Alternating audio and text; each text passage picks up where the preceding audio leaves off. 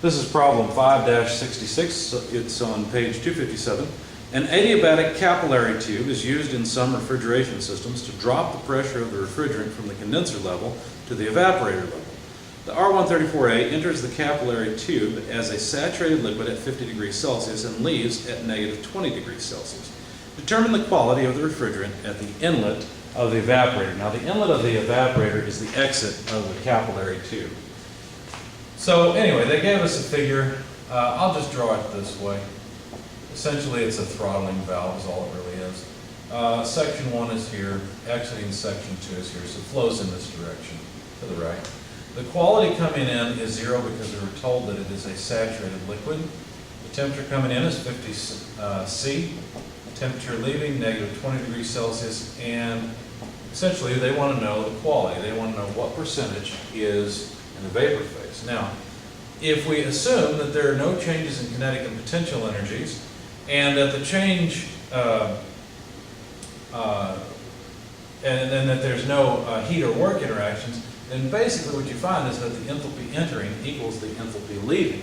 So if we were to look up the enthalpy in state 1, we could do that. It would be HF at 50 degrees Celsius. Let me move this over here where we'll use it. H2 is H1. There we go. And so then if you look up the enthalpy of saturated liquid R134A, be careful. You may be in the habit of going to the steam tables and you'll look up the wrong number. It won't make any sense. So make sure you go to the right table. Anyway, go and look it up. You'll find that the enthalpy is 123.49 kilojoules per kilogram. So that's the exiting enthalpy by the energy balance. So if we want to find out the exiting quality, well, take this number and now go up in your table to negative 20 degrees Celsius. You'll notice that H2 is between HF and HG at 20 degrees Celsius. And so to calculate the quality in state 2, it's just the average enthalpy, because understand what that means is that there's some liquid and some vapor in this exiting stream. It's the average enthalpy less HF over HFG. Now if you look those up, let's see, first of all, of course, we got the 123.49 kilojoules per kilogram for H2.